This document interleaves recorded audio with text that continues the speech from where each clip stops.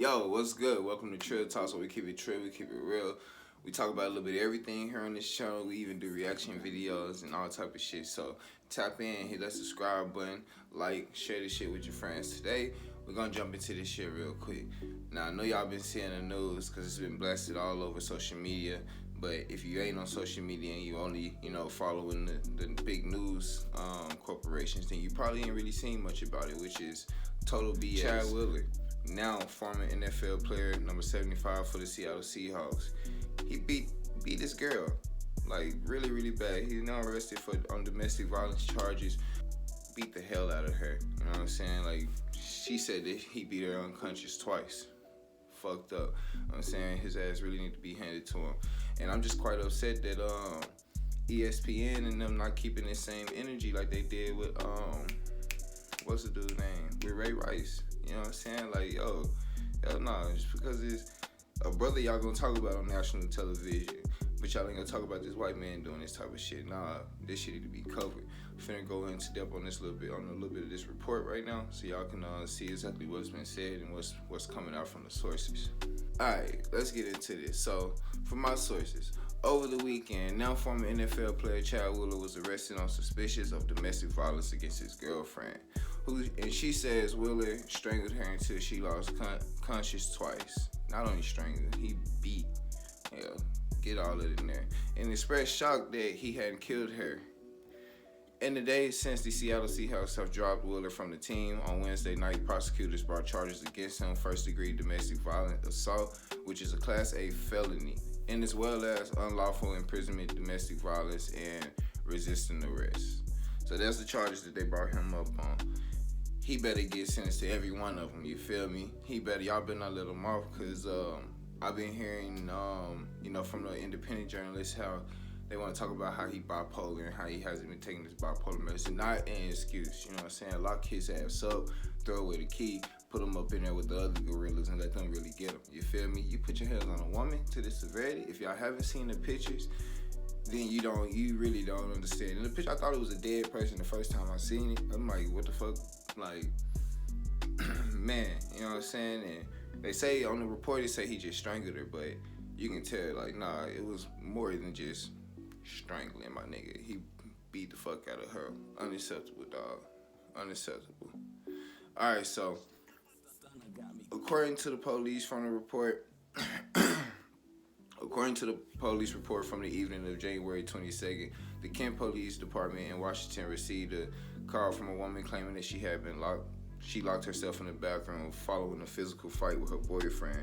When officers arrived to the apartment, they could hear a woman screaming from outside, prompting them to force their way in. Once inside, per report, officers realized the woman was in the bathroom where they found Wheeler, who's nearly a foot taller than the woman, more than twice her weight, hovering beside her. According to the charges, the woman suffered injuries to her face, eyes, throat, lungs, and will require surgery for a broken arm and dislocated elbow. I had no clue that it was. You hear that? Let me just say it again. The woman suffered injuries to her face, her eyes, throat, lungs, and will require surgery for her broken arm and dislocated elbow. And ain't nobody talking about this. You know what I'm saying? I see hip hop media outlets talking about this more than sports outlet. This is a sports. Yo. In the interviews with law enforcement, the woman shed light on her relationship with Wheeler and the events leading up to the incident. She said they had been dating for 6 months and moved in together in the past November.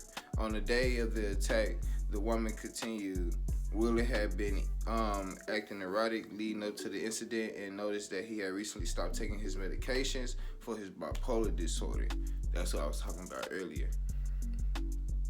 The evening of the 22nd, she said Wheeler was in a dark place and demanded that she bow down to him. Yo, ladies, that's not where it's at. I don't care who your nigga is, what's his status, how much money he got.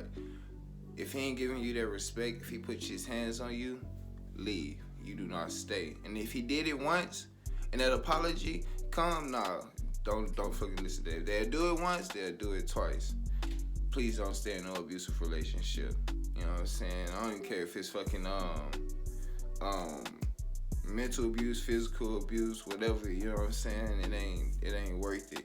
You need to have your peace. You need to have your peace of mind. You need to be living positive, have positive energy around you at all times. And I guarantee you, it's a man out there right now who would treat her amazing and would never put her through the shit that she going through right now. You know what I'm saying? So he demanded she bow down to him. When she asked him to explain what he meant, he threw her on the bed and strangled her until she lost consciousness. Then, after she came to and tried to flee, he yanked her arm and strangled her until she lost her consciousness a second time. Per the police report, at one point during the alleged events, Wheeler was shocked that his girlfriend wasn't dead, exclaiming, "Wow, you're still alive." Wheeler was apologizing profusely to his girlfriend, and then he resisted arrest. From the report, it took 3 officers to subdue him, after which he was taken to King County Jail. Wheeler was released Tuesday after posting $400,000 bail. It should have been a no bail. Fuck that. Lock his ass up. Get this process started. Meanwhile, it wasn't until Wednesday afternoon, 5 days after the attack, that the Seahawks condemned the lineman alleged actions and announced that they were cutting ties with him. Following the announcement, Wheeler addressed the reports in a series of tweets. So this is what he said. Events happened over the weekend that transpired from a manic episode, and apologize profusely for the turmoil that I have caused to my family, teammates, fans, and those who are closest to me. He continued, "It's time for me to walk away from football and get help. I need to never again pose a threat to another. I'm truly ashamed." King County prosecutors brought charges against him later that night. So, been on that wrapping this up, Wheeler arraignment is scheduled for February 9th. If convicted, he could possibly be sentenced up to 8 to 12 years in prison. He need to get 9 years and then get 4 years of probation after that shit. No more football. She need to drain that money from him. All that, you know what I'm saying? Yo, that shit is totally fucked up. Like I was saying earlier, ladies, if you're going through something, please do not stay. That shit ain't worth it. He's a hoe out here. That shit fucked up. Before I wrap it up, I got one more thing I want to share with y'all. Des Bryant had to address the situation. He came out and he said some things on Twitter, and I agree with him, bro. I'd be the same way, especially if I was in your position where I'm right there with the guy, you know what I'm saying? The people he associate with, people I know, you know what I'm saying? We in the same league, this and that.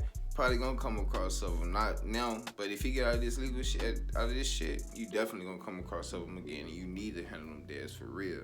Need to. But if he don't, them boys gonna handle him behind bars for real. But this is what Des said right here, and I quote from his tweet. "Chad Wheeler, if I ever run across you, we're going toe to toe, because I wouldn't mind making the news, breaking something across your head.